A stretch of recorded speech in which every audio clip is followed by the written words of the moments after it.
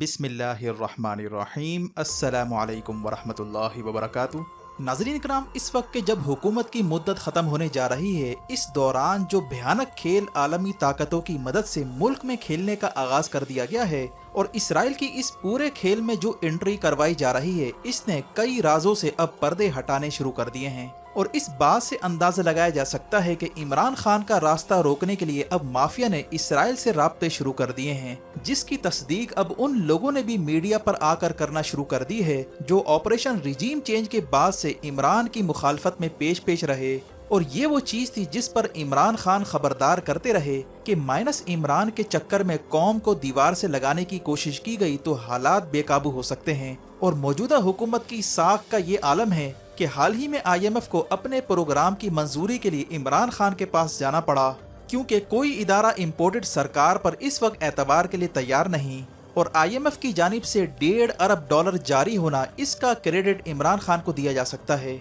अब सूरत हाल ये है कि IMF की जानिब से प्रोग्राम की मंजूरी के साथ ही मुल्क के तूल व अर्ज में दहशत गर्दी के वाक़यात ने सर उठाना शुरू कर दिया है और एक नई जंग खुफिया तौर पर सर उठाने जा रही है। पारा चिनार से लेकर बलूचिस्तान तक एक नई सूरत हाल जन्म ले रही है। ज़ोब में फौजी तनसीबात पर हमला होने के साथ ही इमरान खान की जानिब से फौजियों के अहल खाना के नाम पैगाम जारी किया गया और इमरान खान ने असल में मुक्तदिर हलकों को पैगाम दिया है कि इनके पीछे खड़ी अवाम ही है जिनकी सपोर्ट की आज इदारों को ज़रूरत है, क्योंकि मुल्क भर में अगर नई जंग का आगाज़ होता है तो IMF से कर्जा लेने के बावजूद मईशत की बहाली का ख्वाब पूरा नहीं हो सकता। और मारूफ कानून दान शोएब शाहीन का सख्त बयान आया है कि IMF ने जो कर्जा दिया है, इससे डिफॉल्ट का खतरा खत्म नहीं हुआ बल्कि 2-3 महीने के लिए डिले हुआ है और आपको 9 से 10 अरब डॉलर चंद दिनों बाद देने हैं। वो आखिर कहां से आएंगे? और अब जो मुल्क में दहशत गर्दी की लहर सर उठा रही है और जिनके खिलाफ कार्रवाई के लिए मजीद रकम दरकार है,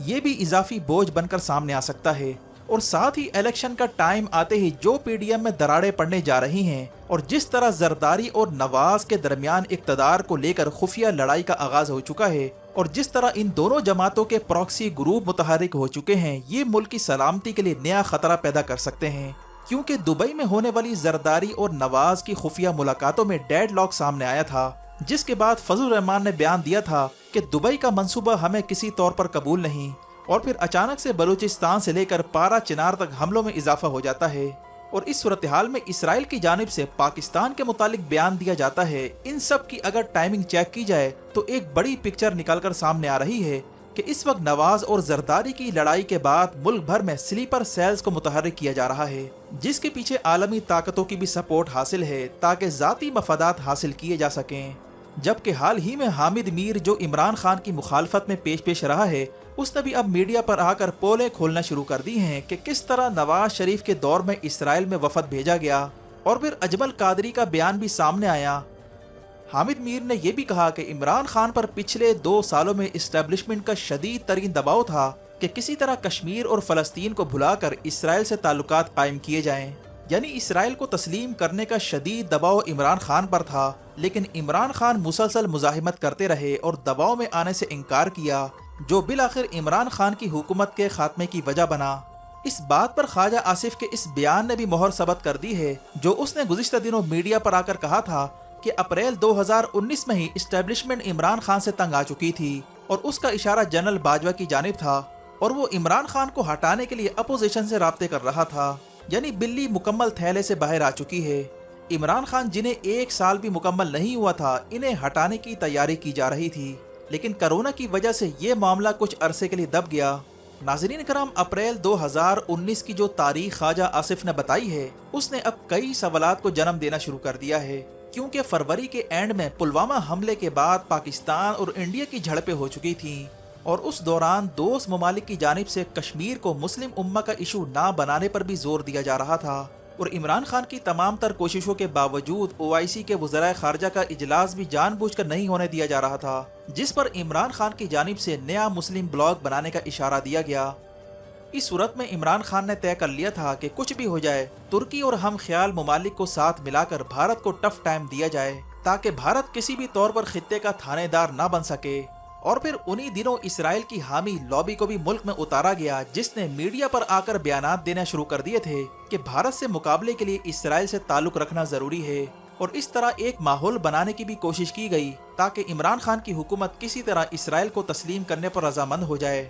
यही वजह है कि हामिद मीर ने इमरान खान पर इसराइल को तस्लीम करने के हवाले से जो दबाव का जिक्र किया है, इसमें काफ़ी वजन पाया जाता है। लेकिन सवाल ये पैदा होता है कि हामिद मीर जैसे लोगों ने अब जाकर जुबानें क्यों खोलना शुरू कर दी हैं।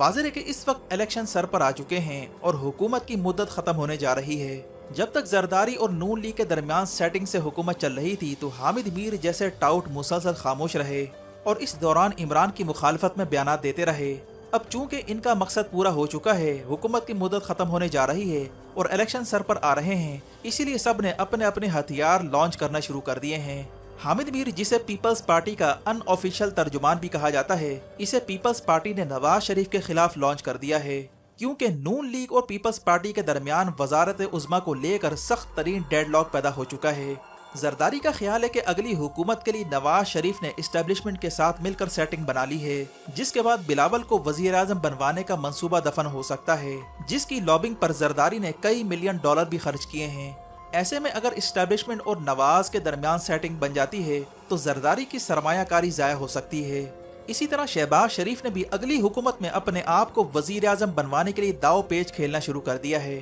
यही वजह है कि दोनों ने एक दूसरे के खिलाफ पोलें खोलना शुरू कर दी हैं और ये काम फिलहाल प्रॉक्सीज की मदद से करवाए जा रहे हैं, जिनमें सहाफ़ी भी शामिल हैं। और अगर मामला संगीन हो जाते हैं तो इस पूरी सूरत हाल में तशद्दुद का एलिमेंट भी शामिल हो सकता है, जिसके असरात बलूचिस्तान और पारा चिनार और फाटा के दीगर कबायली इलाकों में आना शुरू हो गए हैं। अगर जरदारी का मफाद खतरे में पड़ता है तो वो स्लीपर सेल्स की खिदमात हासिल कर सकता है और यही सूरत हाल नून लीग की भी है। यही वजह है कि इन दोनों की इक़्तिदार की लड़ाई में मुल्क को संगीन खतरा लायक हो सकता है।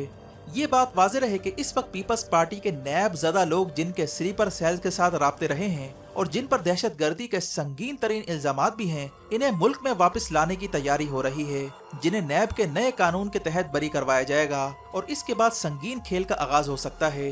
यही वजह है कि हाल ही में जो इसराइल की जानिब से पाकिस्तान के खिलाफ बयान दिया गया है, उसे भी गौर से देखना होगा, क्योंकि माफिया ने इस बयान को इमरान के खिलाफ कैश करवाना शुरू कर दिया है, जिससे ये साफ नजर आता है कि इसराइल ने इमरान की मकबूलियत को डेंट पहुंचाने के लिए ये बयान दिया है ताकि माफिया को एक नया बयानिया मिल सके।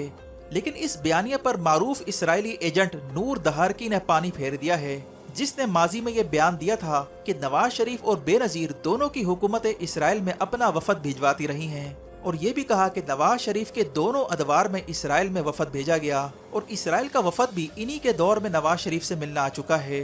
जबकि बेनज़ीर हुकूमत के भी इसराइली इस्टेब्लिशमेंट के साथ ताल्लुकात रहे हैं। ये बयान नूर दहारकी ने इसराइली टीवी पर दिया था, जो इसराइली एजेंसियों के लिए काम करता रहा है। जबकि हाल ही में जो शहबाज हुकूमत के आते ही इसराइल में वफद भेजने की खबर आई थी, जिसमें 18 ग्रेड का सरकारी अफसर भी शामिल था, ये मामला भी हल तलब है, जिसे अब तक दबाया जा रहा है। यही वजह है कि अब ये देखना होगा कि इमरान खान को दीवार से लगाने और इलेक्शन सर पर आते ही इसराइल की एंट्री क्यों करवाई जा रही है और इस मौके पर अचानक इसराइल की जानिब से क्यों बयान आया है और अचानक दहशत गर्दी के वाक़यात में क्यों इजाफा हो रहा है। अगर इन सवालों के जवाबात मिल जाते हैं तो बहुत सारे राजों से पर्दा उठ सकता है। वीडियो देखने का शुक्रिया। मज़ीद अपडेट्स के लिए हमारे चैनल को सब्सक्राइब कीजिए और कमेंट सेक्शन में अपने ख्यालात का ज़रूर इज़हार कीजिए। अपना और गिरदो नवाह के लोगों का ख्याल रखें। फ़ी अमानिल्लाह।